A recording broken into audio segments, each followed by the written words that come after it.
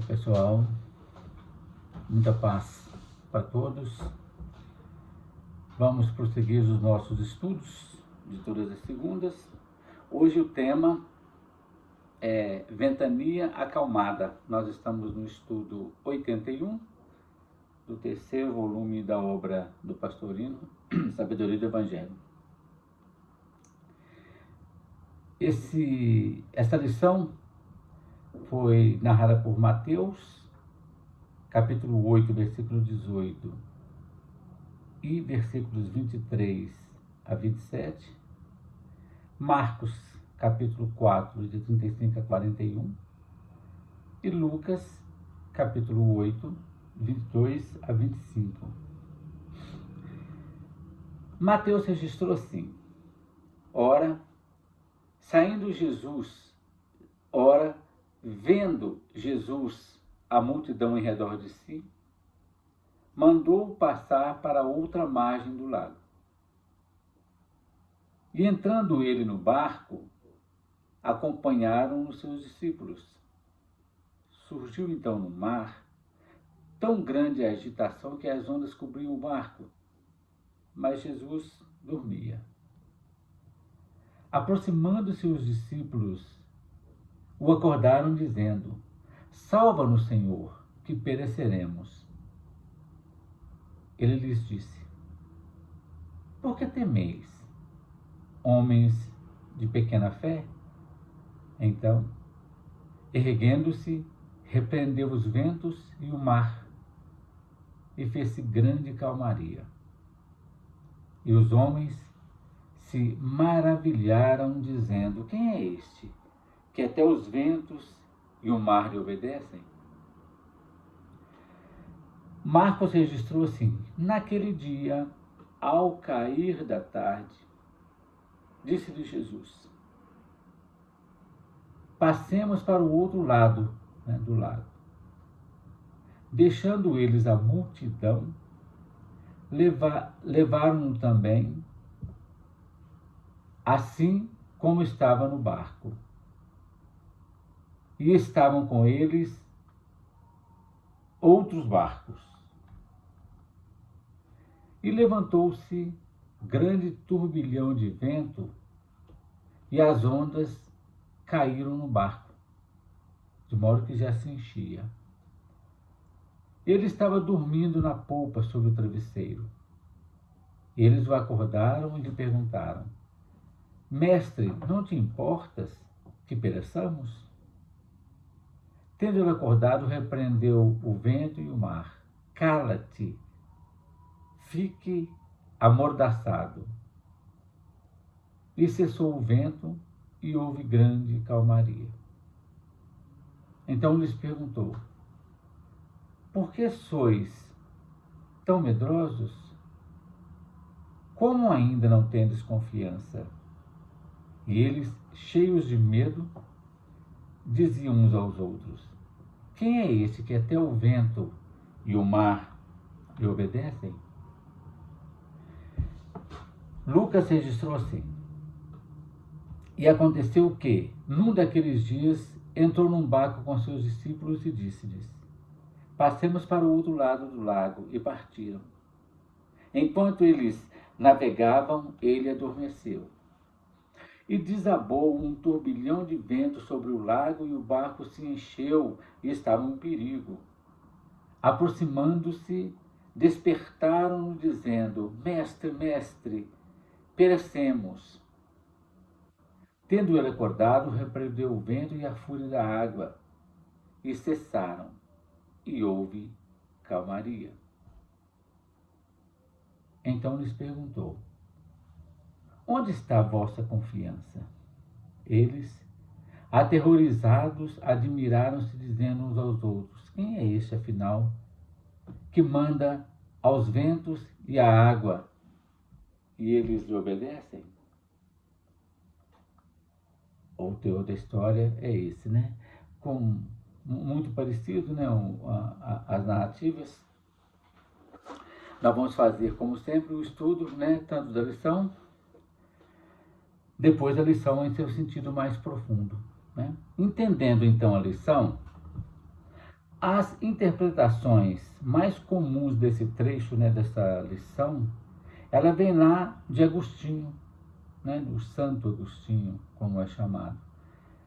Lá no sermão dele, o sermão 68, ele diz que esta cena, na interpretação dele, por sinal excelente, né, simboliza duas situações. Primeira, simboliza a igreja cristã que, mesmo na tempestade ou na ventania, tem o Cristo ao leme.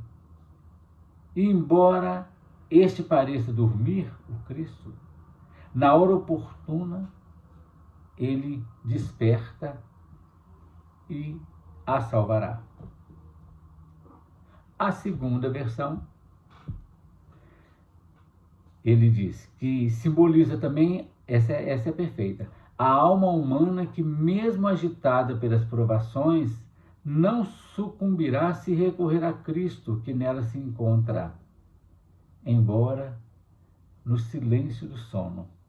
É essa a linha que a gente mais gosta, né? Porque a doutrina espírita traz para nós o viés do Evangelho dentro de cada um de nós, né? Vamos então prosseguir com outros detalhes extremamente interessantes. Por exemplo, como narrado pelos evangelistas, cair da tarde. O que significa espiritualmente o cair da tarde? Momento de recolhimento, de repouso, de reflexão e de meditação. Significa também fechamento de um dia, né? Acabou o dia. Um ciclo, né? No barco, Jesus está com seus discípulos. Representa bem, dentro dessa nossa linha interpretativa, Jesus como a individualidade e os discípulos representando todas as tendências, as 12 tendências das personalidades, né? Jesus, então, a essência e os discípulos as aparências, aquilo que aparece, né? Deixando eles a multidão, Jesus e os discípulos deixaram a multidão. Significa no nosso íntimo a individualidade, suas personalidades e deixando outras personalidades que rodeavam. Significa então, deixando eles a multidão, no nosso processo evolutivo significa deixar aquela massa, aquele coletivo dual, para a busca da automestria. Por exemplo, biblicamente, Abraão saiu da sua terra rumo à terra prometida. Noé saiu do burburinho do dia a dia, da multidão, para entrar na arca. Ló saiu de Sodoma, salvando-se da chuva de enxofre. Certo? Passar para o outro lado. A Palestina, né, era dividida ao meio, né, norte, sul, pelo Rio Jordão e seus afluentes, o Mar Morto e o Lago de Genezaré.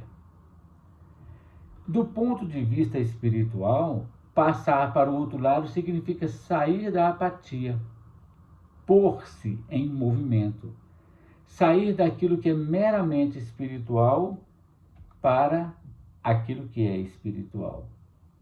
Sair meramente do material para o meramente espiritual.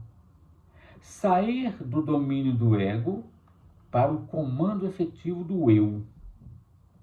Sair do lugar que se encontra para conhecer novas experiências. Sair, isto é, sair da estreita visão da dualidade para alcançar, avançar em outras dimensões.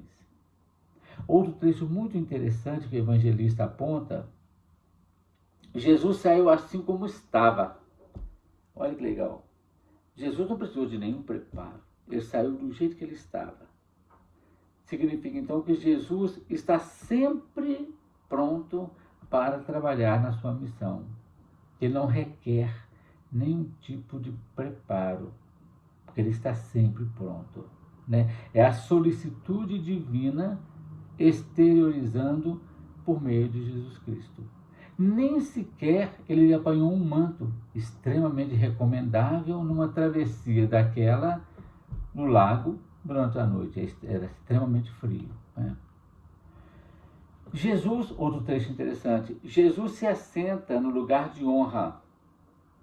O lugar de honra, conforme escrito, é localizado na polpa do barco, né, perto do leme.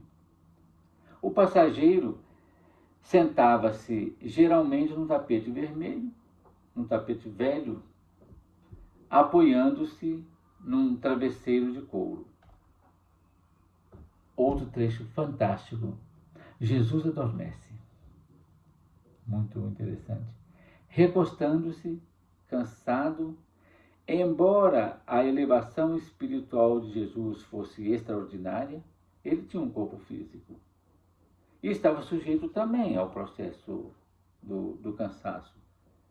Adormeceu para refazer suas células, né, fatigadas pelo trabalho exaustivo dos últimos dias. Sobretudo de todo o processo de magnetismo que ele exteriorizava nas curas. E é a única vez registrado no Evangelho que diz que Jesus dormiu. Isso também é fundamental quando a gente interpreta Jesus dormindo dentro do barco e Jesus dormindo dentro de cada um de nós, né? Forte ventania. Os três evangelistas dizem se tratar de forte ventania e não de uma tempestade, com chuvas e trovoadas. Era, pois, um vendaval muito mais violento do que o comum, que chegaram a assustar aqueles pescadores que já eram totalmente acostumados a trabalhar naquele lago. É dali que eles tiravam o sustento. Então foi uma coisa ocasional, vamos dizer assim, né?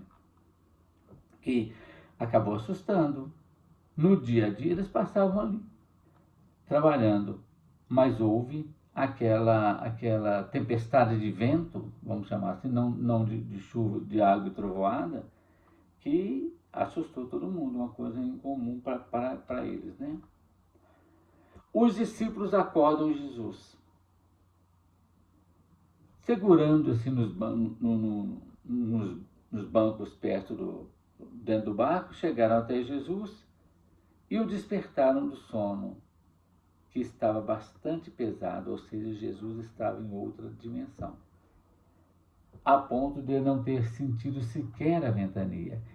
O que significa? Enquanto os discípulos, as personalidades estão apavoradas, Jesus tranquilamente dormia sono profundo, né?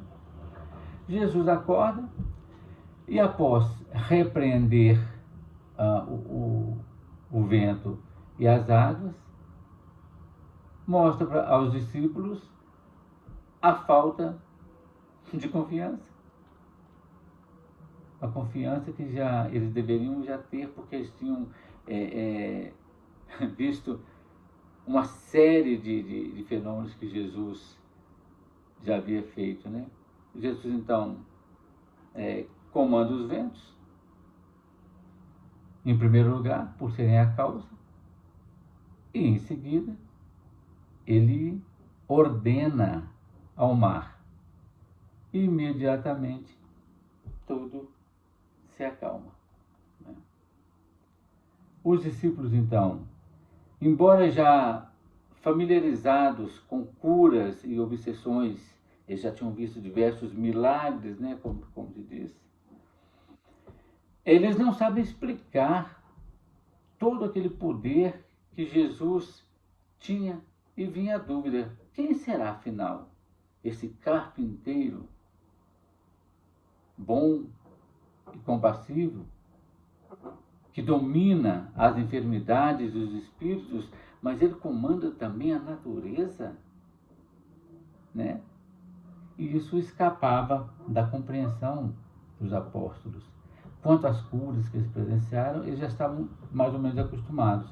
Mas o domínio da natureza, eles não sabiam que Jesus, naquela época, que Jesus que é o governador do planeta como um todo, né? Entendendo então a história em nossa intimidade, o espírito está viajando no barco do corpo, atravessando o lago deste mundo com todos os seus veículos, né, os seus discípulos, veículos, todos os nossos órgãos, todos os nossos aparatos biológicos, né? E com frequência, repentinamente, se levantam turbilhões de ventos, ou seja, uma série de adversidades que ameaçam a existência. E teme-se um naufrágio total. O eu profundo, Jesus Cristo, está adormecido na popa, deitado num travesseiro dentro do nosso coração sagrado. Quando, então, essas circunstâncias se tornam desesperadoras, os veículos recorrem aos gritos, né, desesperados, recorre ao Cristo interno. Isto é, Deus em nós. E esse Cristo interno, esse Deus em nós, está atento a todas as nossas necessidades e sabe muito melhor do que cada um de nós daquilo que nós necessitamos, né? E socorre-nos sempre a tempo. E diante dessa aflição, ele nos repreende, mas de modo bastante doce. Por que você é tão medroso? Você está com medo de quê? Ainda não tem confiança? Com tudo que eu já fiz, que vocês presenciaram, vocês não têm confiança, né? É porque a fé nossa também é extremamente vacilante. Assim, né, na simbologia da fé que os discípulos possuíam, que também era uma fé ainda vacilante, né?